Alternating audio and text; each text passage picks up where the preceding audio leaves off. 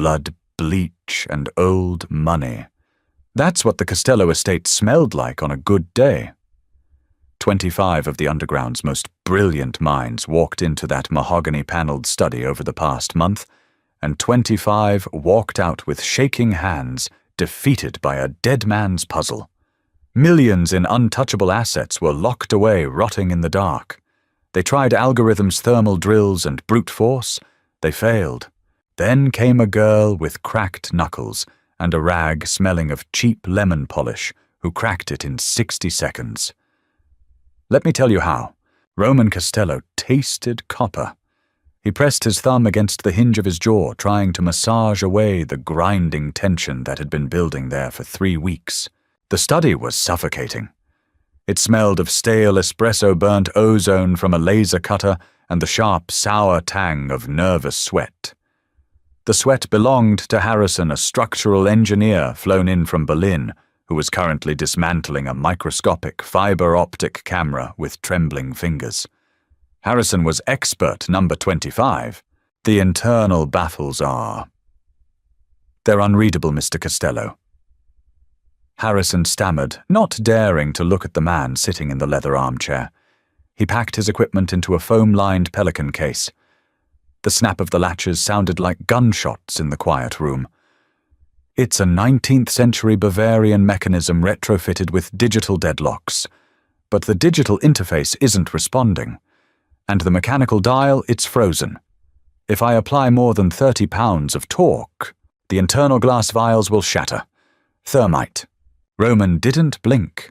He just stared at the heavy cast-iron vault embedded into the floor behind his father's desk.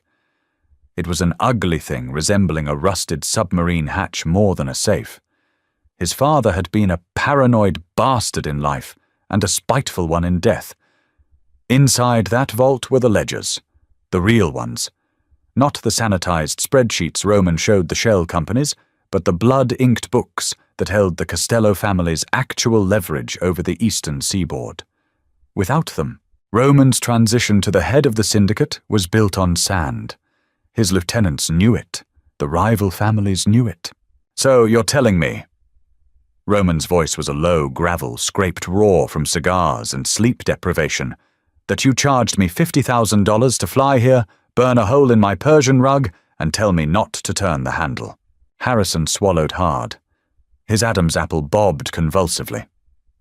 The cryptographic sequence is mathematically perfect. There are over 4 billion permutations. Without the cipher key, running algorithmic bypasses is useless because the mechanical tumblers aren't catching. It's a closed loop. It can't be opened. Get out. Harrison froze. Sir, before I decide that the only thing getting broken today is your fingers, get out. The engineer scrambled. He didn't ask for the rest of his fee. The heavy oak door clicked shut behind him, leaving Roman alone in the dim, smoke-stained room. Roman leaned forward, resting his elbows on his knees. He ran a hand through dark, unkempt hair. He didn't feel like a cartel boss. He felt like a man carrying an anvil up a flight of stairs. His left shoulder throbbed, a parting gift from a Colombian enforcer a month prior. The stitches were out, but the ache remained a dull, pulsing reminder of his mortality. He stood up, his joints popping in the quiet room. He walked over to the vault. He kicked the cast-iron rim with the toe of his leather boot. Nothing.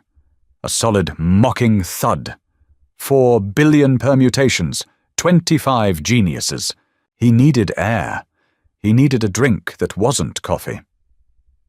Unbuttoning the collar of his shirt, he turned away from the desk and pushed open the heavy glass doors leading to the balcony, letting the cold, biting wind of the November night hit his face. He lit a cigarette, the flare of the match illuminating the harsh, exhausted lines of his face. He decided he would give it one more day. Tomorrow, he would order his men to rip the floorboards up and drop the entire 2-ton vault into the Atlantic. If he couldn't have it, nobody would. Cora pushed the heavy utility cart down the second-floor hallway. One of the wheels had a flat spot, making a rhythmic clack, clack, clack that drove a spike of irritation straight into the base of her skull. She was tired. Not the kind of tired that a good night's sleep could fix, but a deep cellular exhaustion. The skin on her hands was raw, peeling around the cuticles from harsh, alkaline degreasers. Her lower back burned. It was 3 a.m., and she still had the north wing to mop before her shift ended. She hated the Costello estate. It was too big, too dark, and filled with men who looked at her like she was either a piece of furniture or a piece of meat. She kept her head down, her dull grey uniform buttoned to the collar and her mouth firmly shut. The pay was double what she'd make scrubbing toilets at the Marriott, and her landlord didn't accept excuses when the rent was due. Cora parked the cart outside the main study. She had seen the panicked, sweating man in the suit practically run out of the room 10 minutes ago. Good. That meant it was empty. She grabbed her spray bottle of lemon polish, a damp microfiber rag, and a small dustpan. She pushed the heavy door open with her hip. The room was a disaster zone. Wires were strewn across the floor like dead snakes. A dark scorch mark ruined an intricate, hand-woven rug. Metal shavings dusted the polished mahogany of the desk. She sighed, a short, breathy sound of pure annoyance. Rich people were slobs. She knelt on the floor, the hard wood digging into her kneecaps through the thin fabric of her pants. She began sweeping up the metal shavings. The room smelled terrible bitter coffee and burnt metal. As she worked her way behind the desk, she found herself face to face with the vault. It was massive, recessed into the floorboards. The dial was huge brass and covered in microscopic numbers.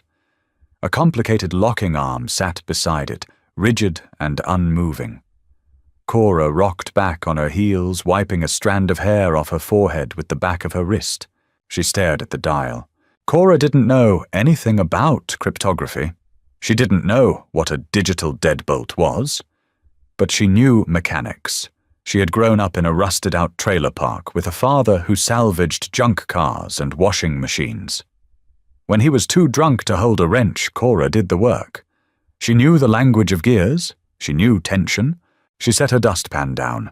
She tilted her head, squinting at the small gap between the brass dial and the cast-iron casing. The man who had just left had been talking to one of the guards in the hall earlier. She'd overheard him saying the mechanism was frozen, that it was a math problem he couldn't solve. Cora leaned closer. The smell of old oil and graphite hit her nose. She reached out her fingertips, brushing the cold brass of the dial. She gave it a tiny tug to the left. It didn't budge. She tugged it to the right. A microscopic grind vibrated against her skin. She frowned. It wasn't locked, it was jammed. She grabbed her flashlight from her apron pocket and clicked it on, shining the beam into the millimeter-wide gap behind the dial. There, a tiny brass pin part of the secondary locking arm was bent. It was misaligned, wedged against the primary gear track. 25 guys with computers and lasers had come in here trying to solve a billion-combination math puzzle, and none of them realized the damn wheel was just physically stuck on a bent piece of metal. They were looking at the software. They weren't looking at the hardware. Cora let out a dry, humorless chuckle. Typical. She looked at her cart. She didn't have her tools, but she looked down at the floor and saw a small, thin titanium tension wrench that the sweaty engineer had dropped in his haste to escape. She picked it up. The metal was cold and light. I should just clean the desk and leave, she thought. This isn't my business. But the sheer stupidity of it offended her. It was an itch she couldn't ignore. Just one little nudge. Cora wedged the flat end of the titanium pick into the gap. She felt the tip catch the edge of the bent brass pin. She applied pressure. The titanium bent, bowing under the force. She gritted her teeth, bracing her left hand against the cold iron of the vault. Pop! The pin slipped back into its track. The resistance vanished. Cora dropped the pick. She reached out and wrapped her hand around the heavy brass dial. She turned it. It didn't resist. It spun smoothly, a heavy oiled glide. She rotated it until the main indicator hit 0. Deep within the floor, a massive, echoing clack resonated through the wood. A hiss of pressurized air escaped the seal, smelling of dry paper and stagnant time. The heavy iron hatch popped upward by half an inch, resting on its hydraulic hinges. Cora blinked. "Well," she muttered to herself, grabbing her rag again. "That was stupid." Roman heard the sound over the wind. It was a sound he had spent a month trying to buy, threaten and bleed out of people. The heavy metallic thunk of the pressure seal breaking. He crushed his cigarette against the stone railing, his heart seizing in his chest. He turned and stepped back through the glass doors, the cold air rushing into the study with him. He expected to see Harrison having snuck back in out of a sudden stroke of genius. He expected a hitman who knew the code. He didn't expect a maid. She was on her knees behind the desk, a generic grey smock, messy brown hair pulled back in a fraying clip. She had a yellow rag in one hand and was currently spraying lemon polish onto the top of his father's desk. At her knees, the vault was open. Roman froze. The sheer absurd impossibility of the image short-circuited his brain. He stared at the open hatch, then at the girl who was now wiping down the mahogany with rhythmic, indifferent circles. "What did you do?" His voice wasn't loud, but it cut through the room like a serrated blade. Cora jumped her knee, knocking into the heavy metal of the vault. She dropped the spray bottle. It hit the floor with a plastic clatter rolling under the desk. She looked up, her eyes wide, her breath catching in her throat. She knew who he was. Everyone knew Roman Costello. He was a ghost story the staff whispered about in the kitchens. Tall, broad-shouldered, with a face that looked like it had been carved from granite, and eyes the color of dirty ice. I was just cleaning, sir." Cora stammered, her heart hammering against her ribs like a trapped bird. Her raw hands shook. She immediately started calculating how fast she could get to the door. Roman crossed the room in 3 massive strides. The panic in him, the paranoia of his world, overrode any rational thought. Someone had given her the code. A rival family planted her? She was a spy. He reached down and grabbed her upper arm, hauling her to her feet with brutal efficiency. Cora gasped, a sharp cry of pain escaping her lips. His grip was like a steel vice. He slammed her back against the edge of the desk, not hard enough to break bones, but hard enough to knock the wind out of her. "Who sent you?" He snarled, his face inches from hers. Cora couldn't breathe. He smelled of tobacco, bitter cold, and an expensive cologne that made her stomach churn with panic. "Nobody let me go. I'm the cleaning staff." "Bullshit." Roman spat. His left hand moved to the waistband of his trousers, his fingers brushing the cold grip of his pistol. 25 of the best lockpickers in the world couldn't open that door.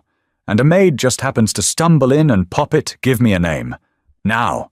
Cora's terror peaked, and then bizarrely it shattered. It was replaced by a sudden hot flash of working-class rage. She was exhausted. Her back hurt. She made $12 an hour, and this arrogant prick in a custom suit was bruising her arm because his so-called geniuses were idiots. There was no name, Cora yelled, shoving her free hand against his chest. It was like pushing a brick wall, but the sheer audacity of it made Roman flinch backward a fraction of an inch. "Are you deaf? I was sweeping up the metal shavings your idiot friends left everywhere. Then how did you open it?" Roman demanded, his grip tightening. "Because it wasn't a damn math puzzle." Cora shouted, glaring up at him. She didn't care about the gun in his waistband anymore. She was too angry. The dial was bound. The locking pin on the secondary track was bent to the left. The gear was catching on it. You couldn't turn the dial because it was physically jammed, not because it was locked. I used that stupid little wrench on the floor to push the pin back. That's it. It was broken. You moron, not encrypted. Bye. Silence fell over the room, heavy, thick, and ringing. Roman stared at her. His chest rose and fell with heavy breaths. He looked into her eyes, searching for deception. He saw nothing but genuine, exhausted fury. He looked past her shoulder, down at the titanium pick, lying bent on the floor next to the open hatch. He slowly, cautiously let go of her arm. Cora scrambled sideways, putting 3 feet of distance between them. She rubbed her bicep, glaring at him with a mixture of fear and profound irritation. Roman looked at the vault.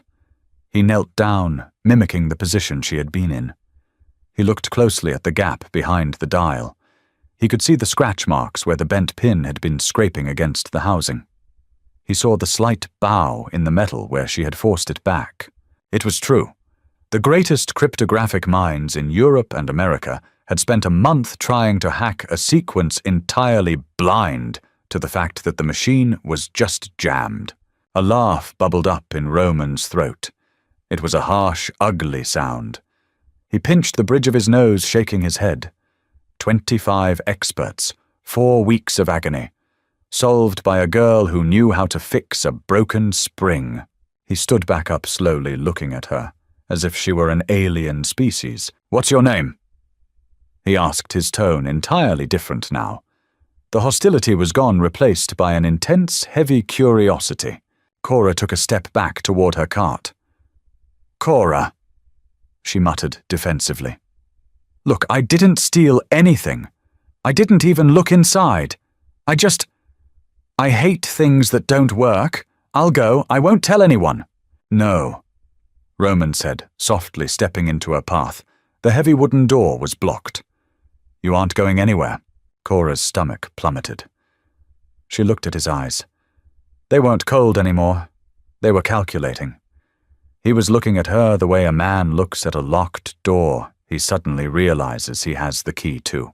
"You just opened my father's vault, Cora Carter," Roman said, stepping closer. The smell of his tobacco washed over her again, thicker this time. "Do you know what's in there, or—" "I don't care," she said, her voice shaking slightly despite her best efforts. "You should," Roman murmured, reaching out. He didn't grab her this time. He just brushed his knuckles against the cheap fabric of her sleeve where he had bruised her. A shiver ran down her spine that had nothing to do with the cold air coming from the balcony. "Because whatever is inside that box, you're tied to it now." Roman did not look away from her for a long, agonizing minute. His eyes, pale and sharp, tracked the rapid rise and fall of her chest beneath the cheap grey cotton of her uniform. He was running a mental calculus, factoring in the sudden glaring variable she represented. Then slowly he pivoted back to the floor. He knelt by the gaping maw of the iron vault. The hydraulic arms hissed a final breath, settling into place. Reaching inside, Roman bypassed the stacks of banded currency and the velvet jewelry rolls. Those were misdirection. His scarred fingers curled around a heavy oilcloth-wrapped bundle. He pulled it free. It smelled of mildew-aged leather and damp earth. Cora watched from the edge of the desk, her knuckles white as she gripped the rim. Her mind scrambled for an exit strategy. The door was heavy oak, closed tight. To get there, she'd have to run past him. He had a gun. He was twice her size. She calculated the odds and found them entirely absent. Roman untied the frayed leather cord binding the oilcloth. The fabric fell away, revealing 3 thick ledgers bound in cracked maroon leather. He flipped one open. His thumb grazed the brittle yellowed paper.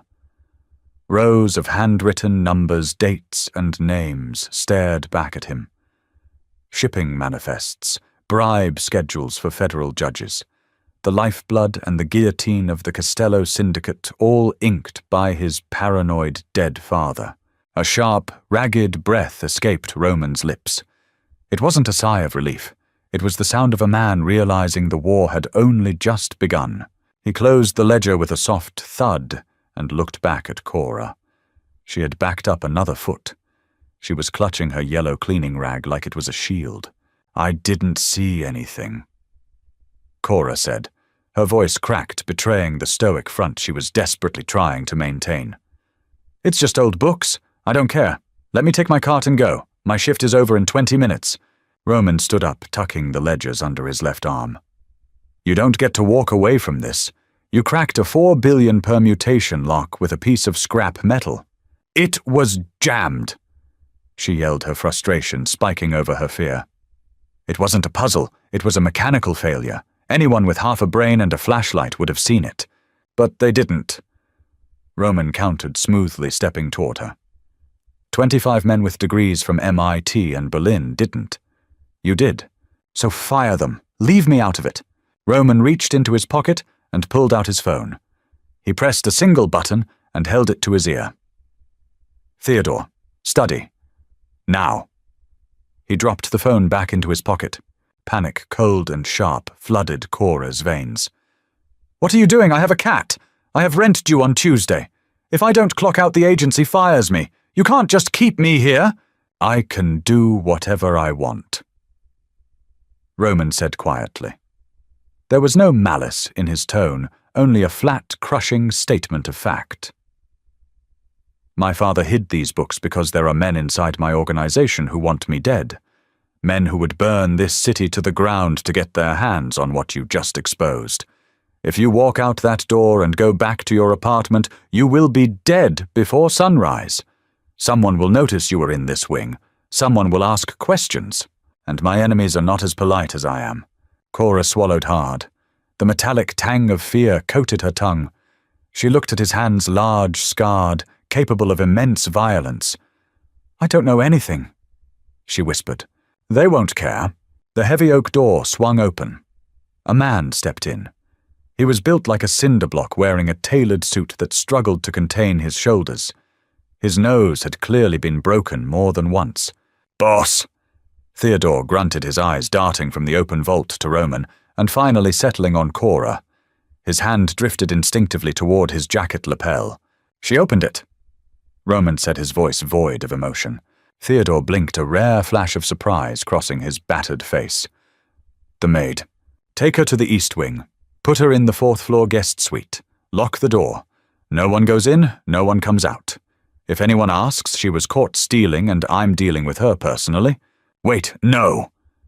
Cora lunged forward, her survival instinct, finally overriding her paralysis. She didn't make it 2 steps. Theodore caught her by the waist, lifting her off her feet with terrifying ease. She kicked her cheap, rubber-soled shoes connecting solidly with his shin. Theodore didn't even flinch. He clamped a massive hand over her mouth, muffling her scream, and hauled her towards the door. Roman watched her fight. He watched the raw, unfiltered panic in her eyes, the way her nails dug uselessly into Theodore's thick forearm. She wasn't begging. She was fighting like a trapped stray. It bothered him deeply and inexplicably, but he turned his back. He had ledgers to read. Dust motes danced in the pale morning light that filtered through the heavy silk drapes. Cora sat on the edge of the mattress, staring at the floor. The carpet was thick plush and blindingly white. It looked like a cloud. She hadn't taken off her uniform. She hadn't slept. For 7 hours she had sat perfectly still, listening to the suffocating silence of the east wing. Her back ached with a dull, throbbing intensity. Her cuticles were still stinging from the degreaser she'd used hours ago. She rubbed her arms, feeling the lingering ghost of Roman's grip and the heavy, bruising pressure of Theodore's hands. The room was larger than her entire apartment. The furniture was dark walnut, accented with brushed gold. A massive en-suite bathroom gleamed with marble and glass. It was beautiful. It was terrifying. She had checked the windows first. Laminated, double-paned ballistic glass. She couldn't have broken them even if she had a hammer. The door was heavy, solid core and locked from the outside. No vents large enough to crawl through. She was entombed in luxury. Her mind spun in useless circles. Her cat Barnaby was going to run out of dry food by tomorrow night. The temp agency was going to mark her as a no-show, and she'd lose the Marriott contract. She was going to be evicted. The absurdity of it all made her want to scream. She was trapped in a billionaire gangster's mansion, and all she could think about was her past-due electric bill. A heavy click echoed from the door. Cora flinched, pulling her knees up to her chest. The door swung inward. Roman stood in the frame. He looked worse than he had the night before. His tie was gone, the top 3 buttons of his shirt undone. A dark shadow of stubble coated his jaw, and the bags under his eyes looked like bruised fruit. He held a silver tray in one hand. He stepped inside, kicking the door shut behind him. The lock engaged with a heavy final thud. He walked over to a small glass table near the window and set the tray down. The smell of dark roast coffee and buttered toast filled the room, making Cora's empty stomach clench violently. "Eat!" he commanded, not looking at her as he poured a cup of coffee. "I want my phone," Cora said. Her voice was raspy from disuse. Roman turned. He leaned his hips against the edge of the glass table, crossing his arms over his chest. "Your phone is currently in pieces at the bottom of the bay. They have GPS trackers. If anyone was looking for you, I can't have them finding this estate." Cora's chest tightened. It was a cheap, cracked android, but it was her only tether to the real world. "You destroyed my phone. I'll buy you a new one when this is over. When what is over?" She threw her legs off the bed, her bare feet sinking into the plush carpet. She stood up despite her trembling knees. "I fixed a jammed lock. I didn't see your stupid books. I don't know your business. Why are you doing this?" "Because you exist," Roman said simply. He picked up the coffee cup and took a slow sip. He watched her over the rim of the porcelain. "My father died 3 months ago in a car bomb. Since then, 2 of my capos have tried to kill me. The feds have raided 3 of my warehouses, and the Irish on the south side are pushing into my territory because they think I'm weak. They think I don't have the leverage my father had." He set the cup down. The clink of porcelain against glass was unnervingly loud. The vault held that leverage. Whoever jammed that lock didn't do it by accident, Cora. They sabotaged it. They broke the pin on purpose to lock me out of my own inheritance, knowing I'd rely on digital bypasses and brute force rather than checking for physical sabotage. Cora blinked. The mechanic in her brain caught the thread, pushing the panic down for a microsecond. It was an inside job. Roman's mouth twitched. It wasn't quite a smile, but it was close. "Exactly. Someone close to me sabotaged the vault, and you, a random cleaning girl, bypassed their entire plan with a piece of scrap titanium. If they find out you did that, they will skin you alive to find out if I have the ledgers or if you memorized anything. I can't memorize a ledger I didn't open. Paranoia doesn't care about logic," Roman said softly. He stepped away from the table, closing the distance between them. Cora backed up until her shoulders hit the wall. The cold plaster seeped through her thin smock. Roman stopped just a foot away. He reached out. Cora squeezed her eyes shut, turning her head away, expecting a blow or a brutal grip. Instead, she felt his rough fingertips brush against her jawline. The touch was agonizingly gentle, entirely at odds with the violent world he inhabited. "You're shaking," he murmured. "I'm terrified." She snapped, opening her eyes to glare at him. "You're a monster. You kept me in a cage. A gilded one. A cage is a cage, even if the bars are made of silk." Roman dropped his hand, stepping back. Something flashed in his eyes, a flicker of genuine respect. "You're practical. I need practical right now. I have a house full of traitors and sycophants. I don't know who sabotaged the lock. I don't know who tipped off the Irish, but I know it wasn't you." "Oh, so what?" Cora spat, her anger finally burning away the edges of her fear. "You're going to keep me locked in here like a pet until you figure it out?" "No," Roman said.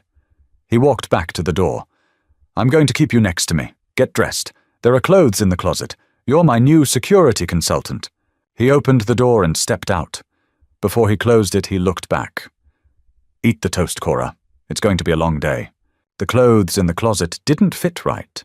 They were designer silk blouses, tailored slacks, cashmere sweaters clearly left behind by some former mistress or purchased for guests. Cora chose the most utilitarian things she could find: a pair of black trousers that were too long, which she rolled up at the cuffs, and a simple grey sweater. The cashmere felt soft against her bruised skin, a mocking comfort. 2 hours later, she was sitting rigidly in a leather chair in the corner of Roman's secondary office on the ground floor. The room smelled of cigar smoke and aged scotch. Roman was behind a massive oak desk, aggressively flipping through one of the maroon ledgers. Theodore stood by the door, silent and immovable as a statue. Cora felt sick. Her stomach churned with the buttered toast she had forced down. Every time the floorboards creaked, she flinched. She was a ghost in a room full of predators. Roman had barely spoken to her since dragging her down here. He just wanted her in his line of sight. It was a possessive, paranoid maneuver. The numbers in the Port Authority manifest don't match the offshore accounts. Roman muttered, running a hand through his dark hair. He was skimming from his own capos to build a slush fund. If Vincent knew... Vincent has been asking about the vault boss. Theodore rumbled from the door. Roman looked up, his eyes narrowing. This morning, he asked the night shift guards if the German engineer made any progress. Roman closed the ledger slowly. The heavy thud resonated in the quiet room. Vincent wouldn't ask unless he was getting anxious. He knows I'm running out of time before the sit-down tomorrow. Cora hugged her knees to her chest, trying to make herself as small as possible. She hated the way they talked. Casual discussions of treason and millions of dollars. She stared at a small crack in the baseboard near her foot, pretending she was anywhere else. Then the world exploded. It wasn't a movie explosion full of roaring flames and dramatic slow motion. It was a deafening, concussive crack that rattled her teeth in her skull. The heavy bay windows at the front of the office shattered inward. Millions of glittering, jagged shards of glass rained across the Persian rug. The sound of splintering wood and screaming metal followed instantly. Cora didn't think. Instinct took over. She threw herself sideways out of the leather chair, hitting the floor hard. Her shoulder took the brunt of the impact pain, flaring hot and sharp down her arm. Gunfire erupted. It was a chaotic, ragged popping sound, impossibly loud in the enclosed space. The smell of cordite, sharp, metallic, and burning instantly flooded the room, choking the air. "Get down!" Roman roared. Cora scrambled backward, like a crab, pushing herself beneath the heavy overhang of Roman's desk. Wood chips rained down on her hair as bullets chewed through the mahogany paneling above her head. She clamped her hands over her ears, squeezing her eyes shut, a high-pitched whine ringing in her skull. This wasn't happening. It couldn't be happening. She was just supposed to mop the floors. She heard Theodore shout something guttural and angry. The heavy, rhythmic boom of a shotgun answered the lighter popping of the incoming fire. Suddenly, a hand grabbed her ankle. Cora screamed, kicking wildly. "Stop moving!" Roman yelled. He hauled himself under the desk beside her. He was breathing heavily, his face smeared with dust, and a thin line of blood trickling from a shallow cut on his cheekbone. In his right hand he gripped a matte black pistol. "They're inside the perimeter." Roman said, his voice tight but terrifyingly calm. He looked at her. Really looked at her. Her face was chalk white, her eyes wide with unadulterated terror. She was trembling so hard her teeth were chattering. "I want to go home."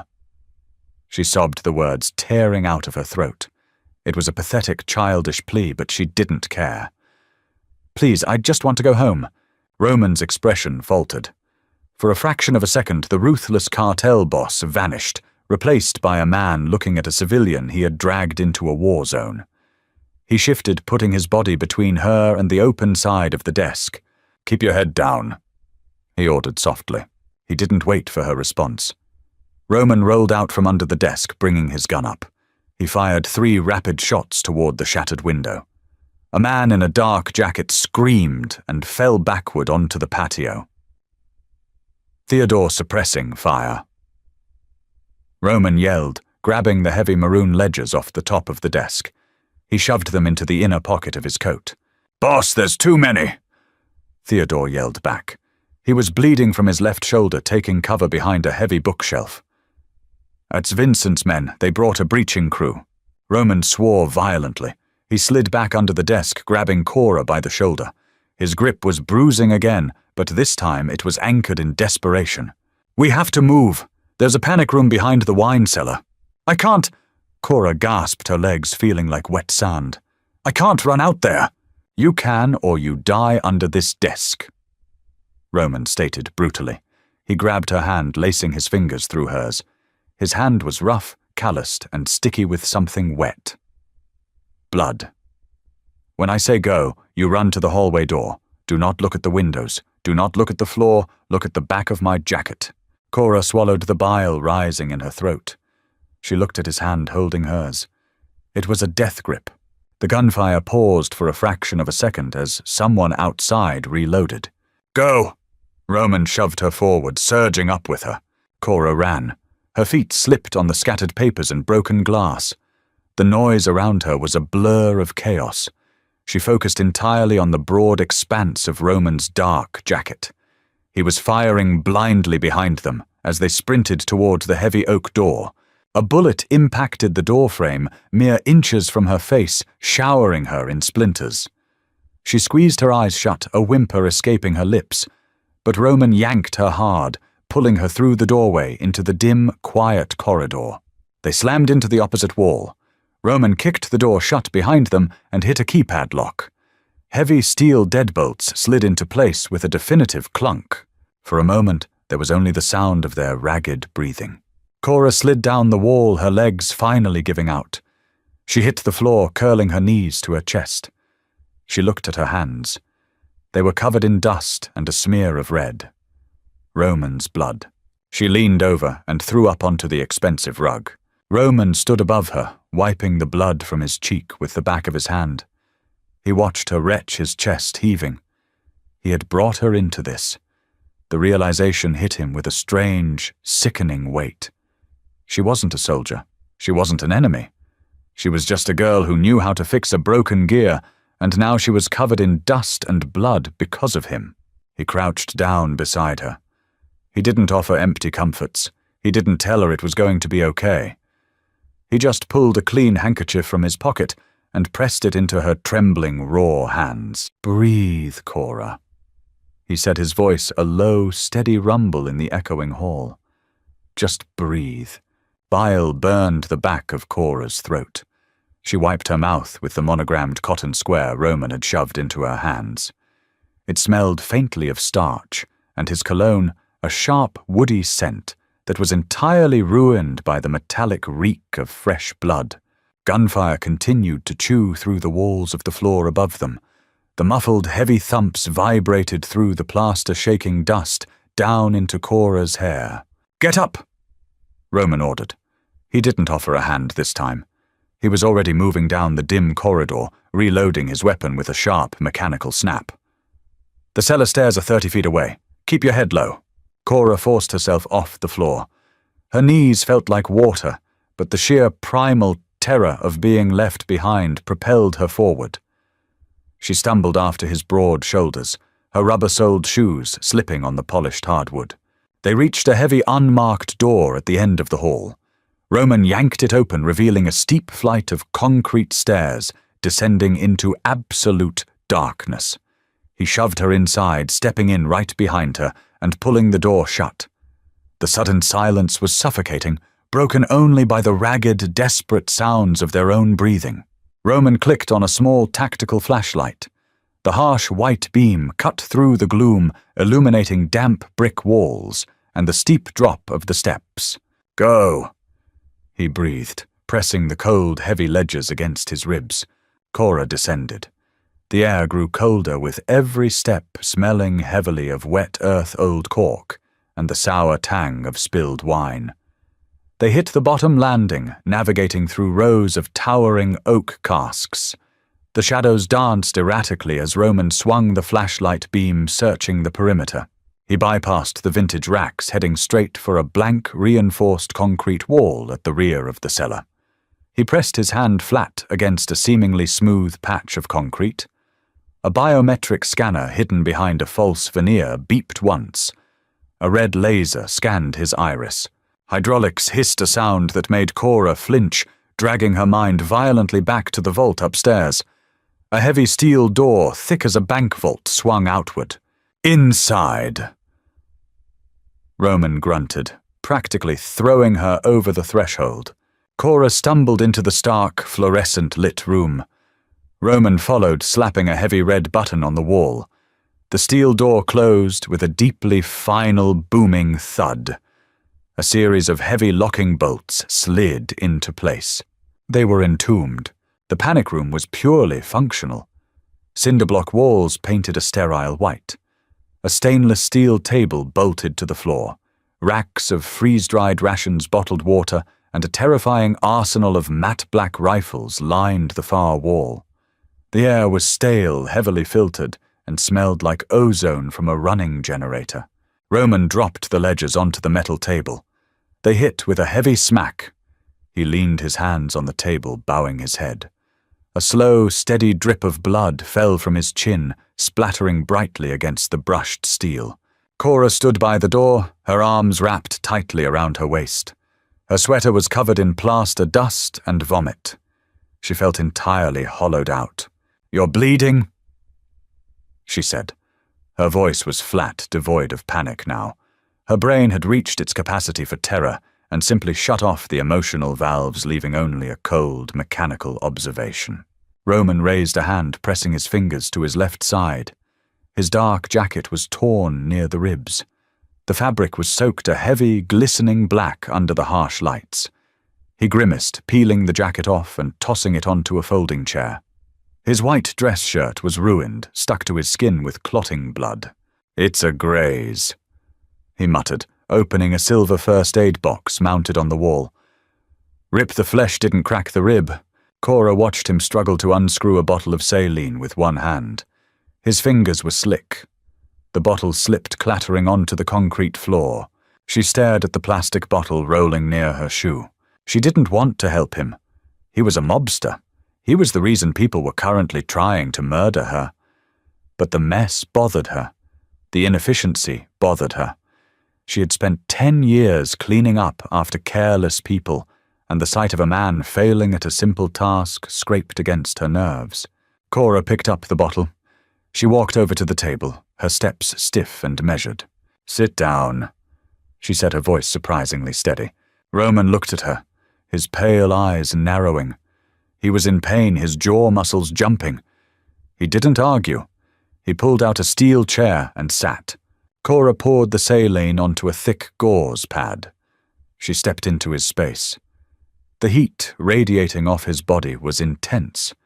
He smelled like sweat copper and adrenaline. She pressed the cold, wet pad against his ribs. Roman hissed, his abdominal muscles violently contracting, but he didn't pull away. Cora focused entirely on the wound. It was an ugly, jagged tear across his obliques. She wiped away the excess blood with clinical detachment. She wasn't a nurse. She didn't feel a surge of compassion. She felt the same grim satisfaction she got from scrubbing a stubborn grease stain out of a tile floor. It was a problem. She was fixing it. "You have a very steady hand for someone who was just crying under a desk," Roman noted quietly. His voice rumbled in his chest, vibrating against her knuckles.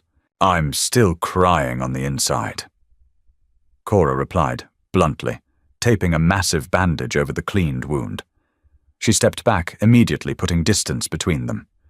She threw the bloody gauze into a metal trash can. "How long does the air last in here?"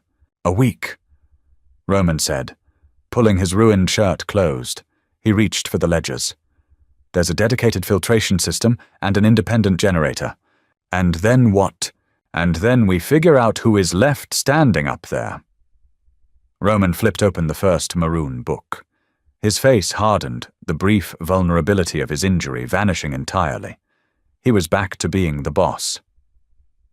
"Vincent brought a breaching crew. That means he bribed my gate guards. He cut the hard lines. He committed to a total takeover.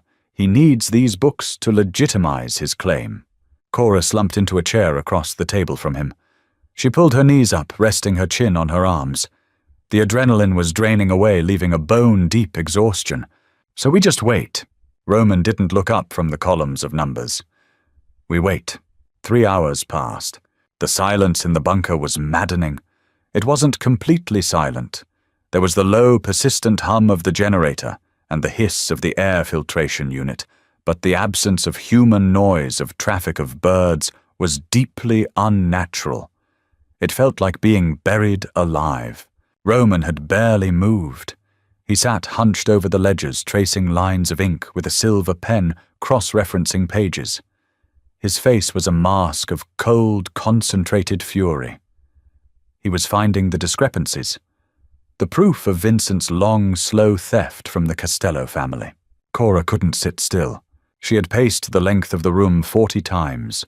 She had reorganized the medical kit. She had counted the ceiling tiles.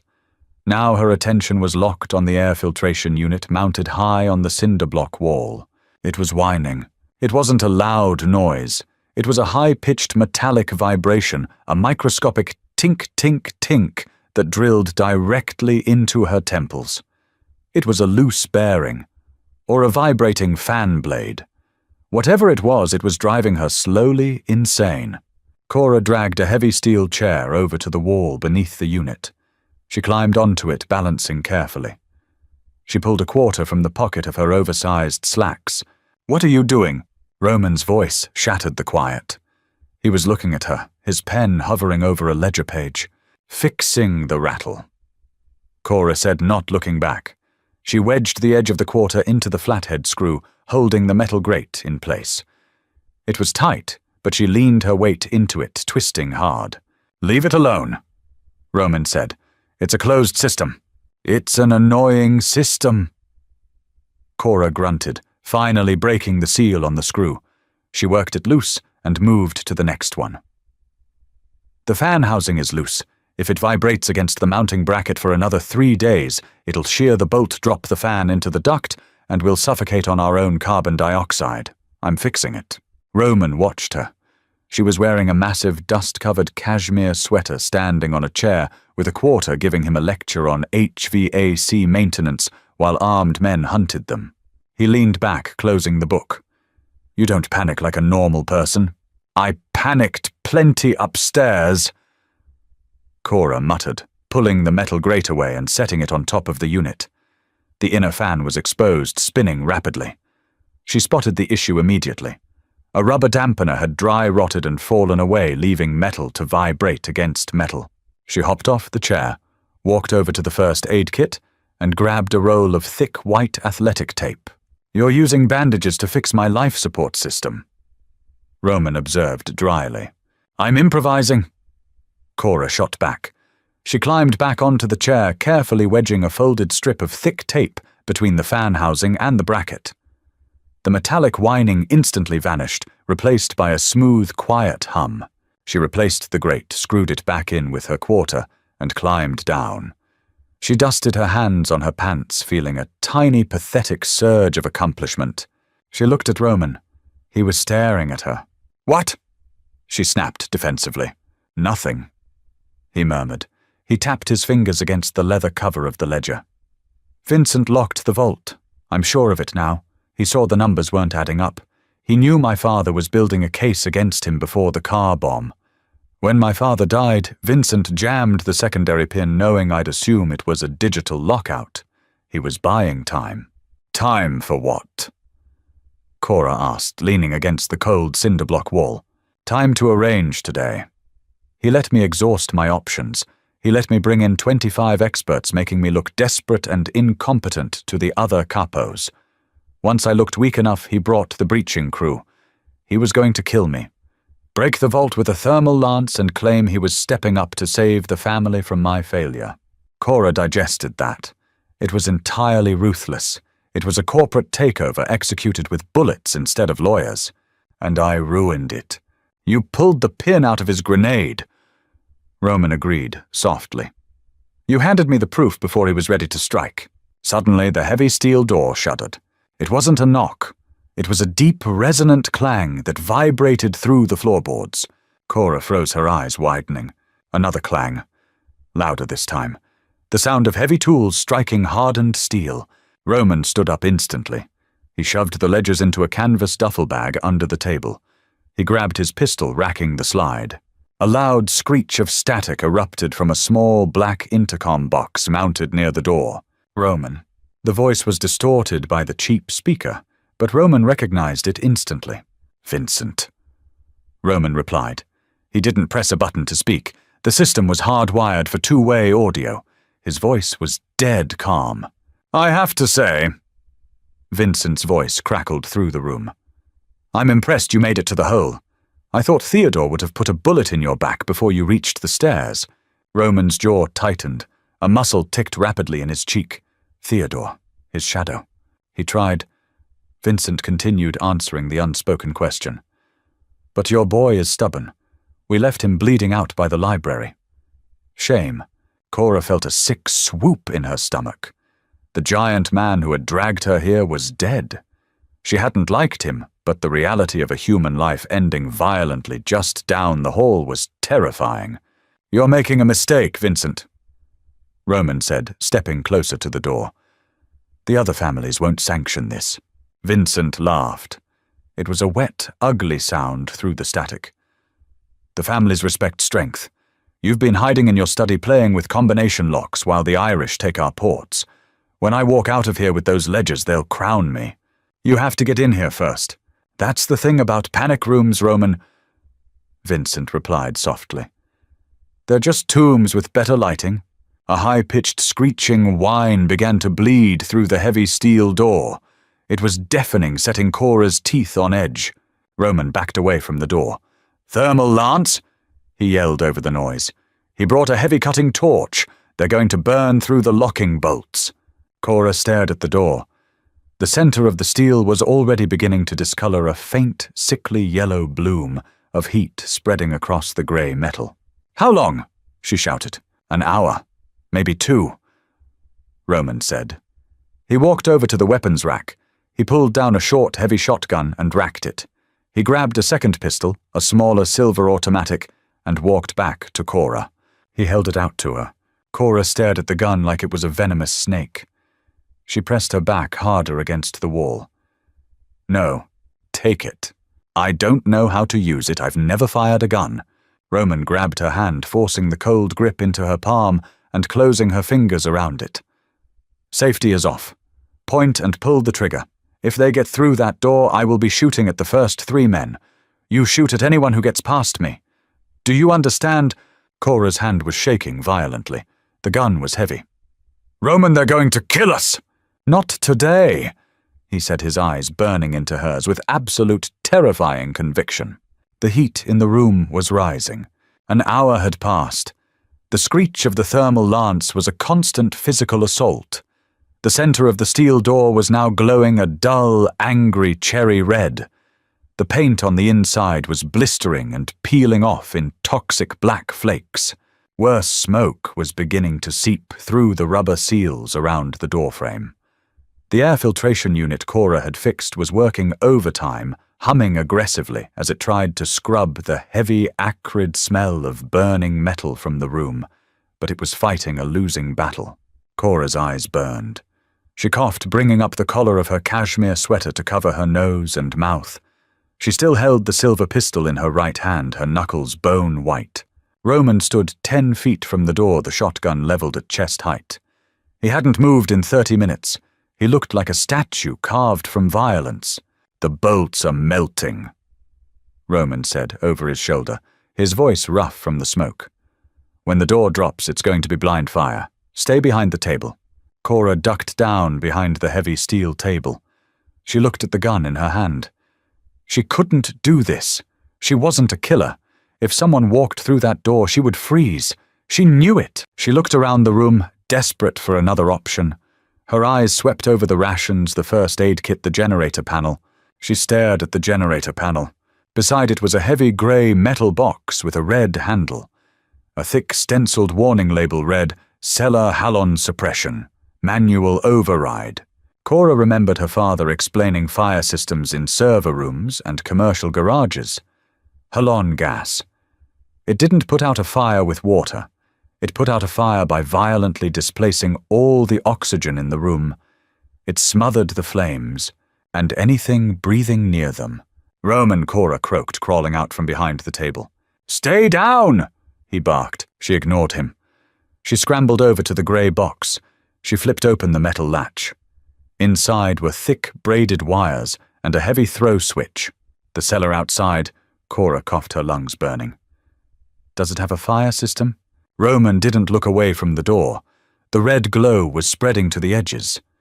Yes, the wine is insured for millions. If a fire starts, the system seals the room and floods it with halon. Where are the vents? In the ceiling. Cora looked at the panel. The manual override was designed to trigger the suppression system inside the cellar from the safety of the panic room. I'm pulling it, she said. Roman finally glanced back. Vincent's men are right outside. If you dump the halon, they'll suffocate. They're trying to burn us alive. Cora yelled, her fear finally crystallizing into raw survival instinct. She dropped the gun on the floor. She gripped the heavy red handle with both hands. Cover your ears. She threw her weight backward, pulling the handle down with a heavy clack. Immediately a blaring mechanized siren echoed from the cellar outside the door, barely audible over the screech of the cutting torch. But 5 seconds later, the torch stopped. Through the heavy steel, they heard the muffled concussive thump of the halon tanks discharging from the ceiling of the wine cellar. Silence slammed into the panic room. The terrible screech of the lance was gone. Instead, a new sound bled through the door. Coughing, violent panicked choking, the heavy thud of bodies hitting the concrete floor outside, frantic scratching at the walls. Cora clamped her hands over her ears, squeezing her eyes shut. She sank to the floor, pulling her knees to her chest. She didn't want to hear it. It was brutal. It was entirely mechanical, just chemistry and physics doing the work of a firing squad. The sounds lasted for 2 agonizing minutes. Then nothing. Roman lowered the shotgun slowly. He looked at the heavy red switch on the wall and then down at the girl huddled on the floor. She had just wiped out a heavily armed breaching crew without firing a single shot. Cora, he said quietly. She shook her head, keeping her ears covered. Roman walked over to her. He knelt, gently wrapping his hands around her wrists and pulling them away from her head. She opened her eyes. They were wide, haunted, and wet with tears. They're gone, he said. I killed them. She whispered, her voice trembling. No, Roman corrected her firmly. You survived them. There is a very distinct difference. He stood up and walked to the door. The steel was still blisteringly hot. He grabbed a thick leather tactical glove from the weapons rack, slipped it on, and hit the hydraulic release. The door, compromised by the heat, groaned violently. Roman threw his shoulder against it. It gave way with a terrible scraping sound, swinging outward into a cloud of dissipating, odorless gas. Roman stepped through. Cora forced herself to stand, peeking around the doorframe. The wine cellar was a graveyard. 6 men in tactical gear lay sprawled across the floor among dropped tools and a heavy cutting torch. Vincent was not among them. The coward had sent his men down to do the dirty work while he waited upstairs. Roman stepped over the bodies. He turned back to look at Cora. She stood in the doorway of the bunker, bathed in the harsh white light, looking incredibly small in her ruined uniform and oversized sweater. She was a civilian. She belonged in a world of mop buckets, cheap apartments, and overdue bills. But as Roman looked at her, he knew that world was gone for her. She had cracked his father's impossible vault. She had fixed his life support. She had suffocated his assassins. She was the most dangerous thing in this house. Come on, Roman said, holding out a blood-stained hand. We have a house to clean. Cora looked at his hand. She looked at the bodies on the floor. She took a deep, shuddering breath, her lungs filling with the cold air of the cellar. She stepped over the threshold, ignoring his hand, and walked past him toward the stairs. She was terrified. She was exhausted. But as she walked back up into the dark, she realized something profound and terrifying. She wasn't just the maid anymore. That is how you turn a disadvantage into a deadly weapon. Cora went from scrubbing floors to saving the head of the Costello syndicate, using nothing but a quarter athletic tape and a fire system. The dynamic between Roman and Cora is locked in now, a brutal, messy partnership forged in fire and halon gas. If you loved this intense, grounded Mafia romance and want to see how Cora and Roman take back the estate from Vincent, hit that like button, share this story with your friends. Subscribe to the channel and turn on notifications so you never miss the next part. Drop a comment below. What should Cora's next move be?